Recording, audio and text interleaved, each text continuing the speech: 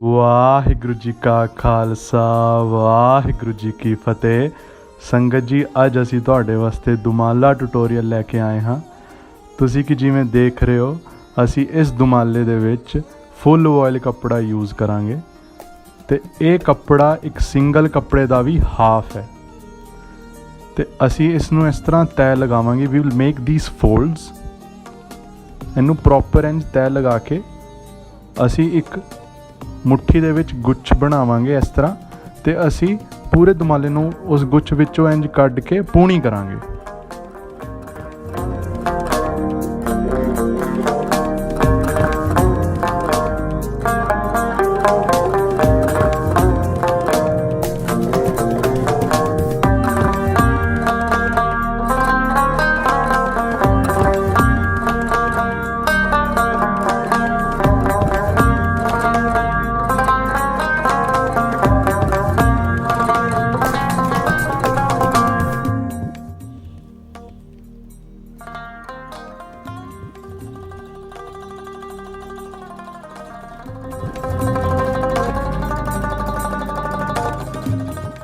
ਸੰਗਤ ਜੀ, ਅਸੀਂ ਆਪਣੇ ਕੇਸਾਂ ਨੂੰ ਕੰਘੀ ਵਾ ਕੇ ਬੂੰਗਾ ਸਾਹਿਬ ਤਿਆਰ ਕਰਾਂਗੇ।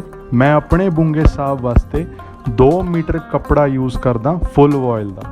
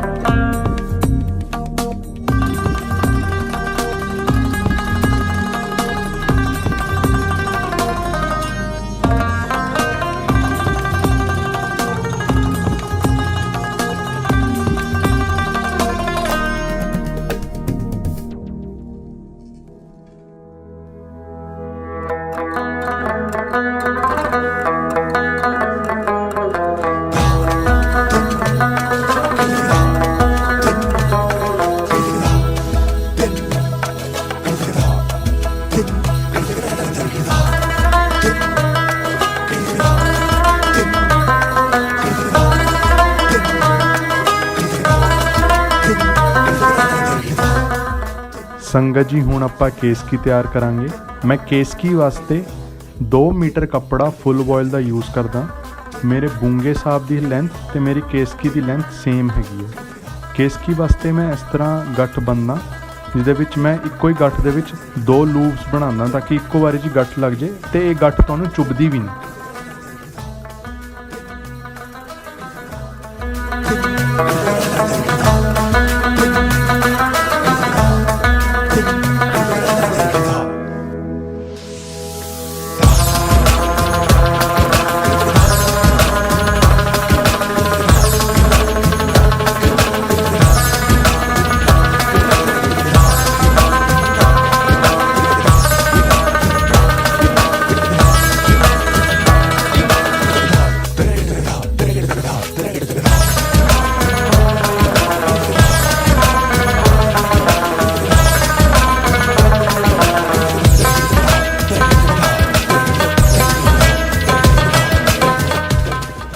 ਸੰਗਤ ਜੀ, ਜਿਵੇਂ ਤੁਹਾਡੀ ਕੇਸਕੀ ਦੀ ਸ਼ੇਪ ਹੋਏਗੀ ਉਹੀ ਤੁਹਾਡੇ ਮੇਨ ਦੁਮਾਲੇ ਦੀ ਸ਼ੇਪ ਹੋਏਗੀ।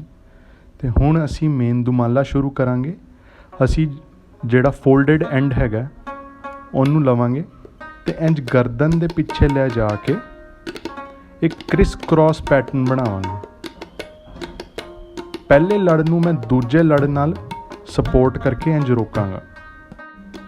ਤੇ ਸੰਗਤ ਜੀ, ਮੈਂ ਇਸ ਪੈਟਰਨ ਨੂੰ ਦੁਬਾਰਾ ਰਿਪੀਟ ਕਰਨਾ ਪ੍ਰੈਫਰ ਕਰਦਾ ਬਿਕੋਜ਼ ਉਹਦੇ ਨਾਲ ਸਟਰੈਂਥ ਮਿਲ ਜਾਂਦੀ ਹੈ ਤੇ ਇਹ ਸਾਡੇ ਮੇਨ ਲੜ ਨੇ ਤੇ ਇਹੀ ਦੁਮਾਲੇ ਨੂੰ ਸਪੋਰਟ ਕਰਨਗੇ।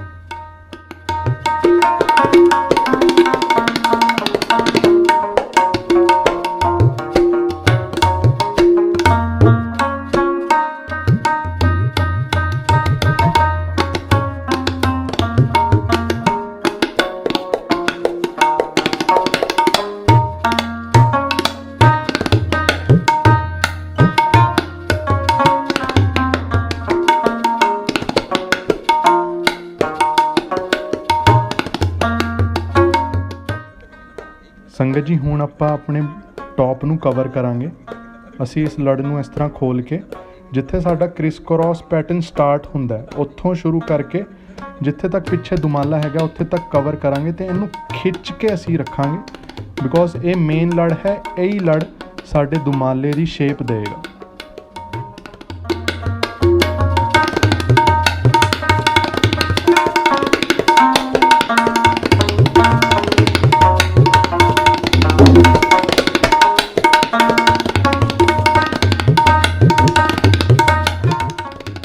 हुण संगत जी असी जिहड़ा दूजा लड़ बिठावांगे असी पहले वाले लड़ तो थोड़ा उच्चा रखांगे तो इस तरह डायगनली लैके जावांगे ताकि असी पिछों भी बिल्कुल उपर इस लड़ नूं सजाइए। ये लड़ साडे चंद दा मेन लड़ है। असी इस लड़ दी सपोर्ट नाल ही सामने मत्थे दे चंन बनावांगे।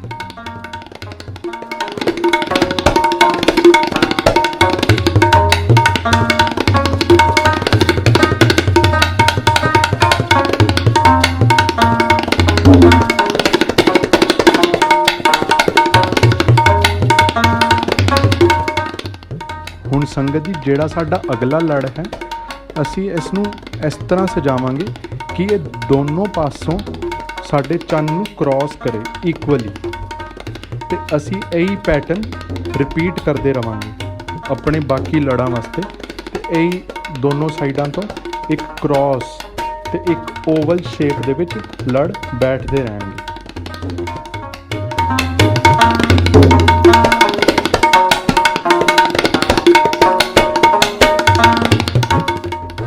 तो संगत जी जिमें तुसी अपने लड़ बिठाते रहोगे तुसी नोटिस करोगे कि सामनेों तुहाडे लड़ उच्चे जाते रहणगे ते पिछों तुहाडे लड़ होर थल्ले आते रहणगे ते यही तुहाडे दुमाले की शेप बनती रहेगी।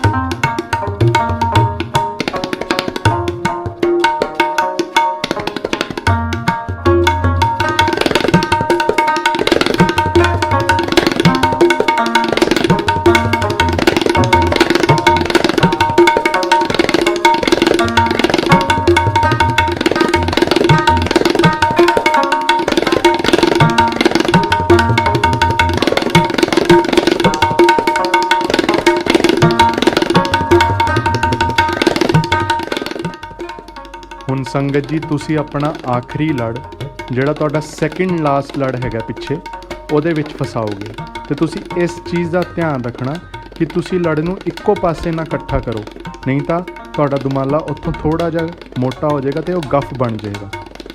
बिल्कुल खिंच के नीटली उन्होंने अंदर पिछे रैप करना।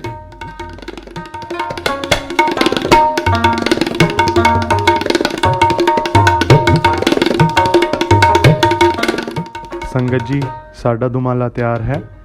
वीडियो देखने वास्ते तुहाडा बहुत बहुत धन्यवाद। वाहिगुरू जी का खालसा वाहिगुरू जी की फतेह।